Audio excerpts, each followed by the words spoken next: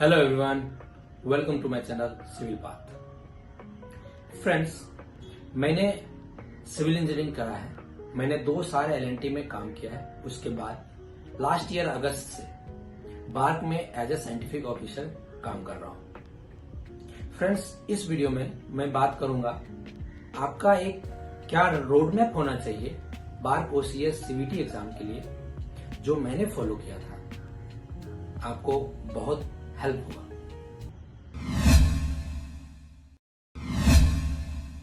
Question ये हो सकता है कि बार्क ओसीएस का सीवीटी एग्जाम पैटर्न क्या है।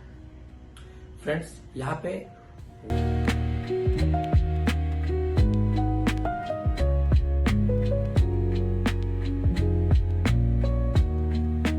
टेक्निकल क्वेश्चंस इसमें रहते हैं। इसमें मैथ्स भी इंक्लूडेड है। इसमें एप्टीट्यूड के क्वेश्चंस नहीं होते हैं। इंग्लिश के भी क्वेश्चंस नहीं होते हैं। जस्ट लाइक कि आप कह सकते हैं कि गेट की तरह ये बिल्कुल ही कंसेप्चुअल और टेक्निकल क्वेश्चंस इसमें इन्वॉल्व होते हैं। सेकंड क्वेश्चंस आपका हो सकता है कि इंपॉर्टेंट सब्जेक्ट कौन से हैं। तो मैं अपने एक्सपीरियंस से बता सकता हूं कि जो मैंने फेस किया था सीवीटी एग्जाम में, उसमें ज्यादातर क्वेश्चंस जो स्ट्रक्चर बेस्ड हैं वो ज्यादा आए हुए थे। जैसे कि स्टील हो गया, स्ट्रक्चर एनालिसिस हो गया, आरसीसी हो गया, सोम हो गया। इससे बहुत सारे क्वेश्चंस। तो आपको भी वो क्वेश्चंस जो कंसेप्चुअल है, डेरिवेशन बेस्ड है, कुछ हद तक फैक्टरी याद रखने पड़ते हैं और एजम्पशंस बेस्ड है, उन क्वेश्चन को ज्यादा प्रैक्टिस करना है, तब आप अच्छा परफॉर्म कर सकते हैं। थर्ड क्वेश्चन हो सकता है कि आप प्रिपरेशन स्ट्रेटजी क्या होता है। तो यहाँ पे जो भी क्वेश्चंस होते हैं वो टेक्निकल क्वेश्चंस होते हैं और डेप्थ में क्वेश्चन होने के कारण यहाँ तक कि न्यूमेरिकल्स जो इसमें रहते हैं वो थोड़ा सा लेंदी होता है गेट के मुकाबले। तो आप गेट के वो क्वेश्चंस जो कंसेप्चुअल है उसके पीवाईक्यू से कर लीजिए। सेकेंड, ईएससी का जो मेंस का जो स्ट्रक्चर वाला सब्जेक्ट है, जो वॉल्यूम है, उससे आप लगा सकते हैं कि जो आपको इंट्यूशन कह रहा होगा कि यहां से क्वेश्चन आ सकता है। थर्ड, आप नोट्स को एक बार आप थोरोली गो थ्रू कीजिए, क्योंकि आपने गेट दिया और आपका गेट अच्छा गया होगा, आई होप सो। तो आप वहां से इन तीनों कंटेंट को आप पूरा थोरोली एक बार गो थ्रू कीजिए, आप बहुत अच्छा करेंगे। थर्ड चीज जो आपके दिमाग में आ रहा होगा कि कंटेंट तो हो गया, इसके बाद प्रिपरेशन जो टेस्ट देकर करते हैं हम लोग गेट में, वैसा कुछ। तो हाँ, मैंने जो किया मॉक टेस्ट सीरीज मैंने ले लिया। यहां तक कि एस एकेडमी का भी मैंने मॉक टेस्ट लिया। मॉक टेस्ट बहुत कम रहता है और आप वहां से लीजिए। और टेस्ट सीरीज जो है मॉक टेस्ट, वो आपका इम्प्रूवमेंट करने का एक जरिया है। वहां पे आप सीख सकते हैं कि आप कैसे सीवीटी के रियल एग्जाम में आप कैसे अपना स्ट्रेटजी रखें, उसमें बहुत हेल्पफुल होगा। और मैंने एस एकेडमी का लिया था और वो बहुत हेल्पफुल हुआ। आपको यहाँ पे ये देखना है कि जो गलती आप कर रहे हैं उसको कितना मिनिमाइज कर सकते हैं। इसके बाद आपके दिमाग में चौथा क्वेश्चन आ रहा होगा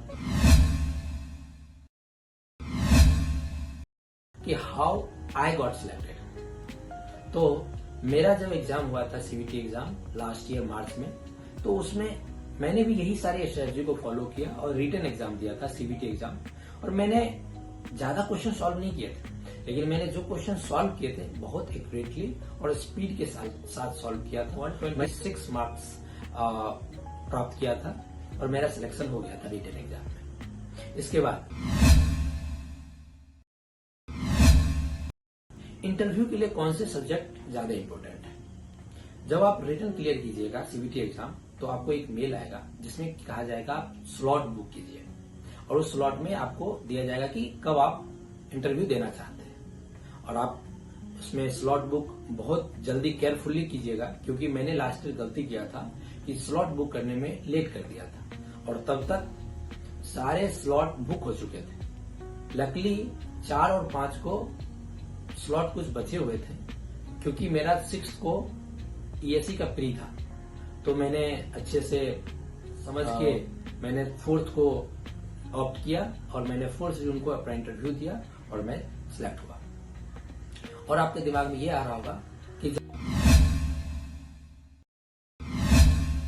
जब मैं यहाँ आऊंगा इंटरव्यू के लिए मैं कहाँ रहूंगा, मैं अपना खाना कहाँ से खाऊंगा। तो जब आप यहाँ पे आते हैं, मैं बांद्रा स्टेशन आया था सबसे पहले, उसके बाद वहां से अनुशक्ति नगर BARC के लिए बोला, वो मुझे यहाँ तक छोड़ गए। इसके बाद आपको यहाँ एक हॉस्टल है, न्यू बैचलर्स हॉस्टल, जिसमें आपको रहने दिया जाएगा 1 डे स्टे, और आप वहां पे रहिए और नेक्स्ट डे आप इंटरव्यू दीजिए।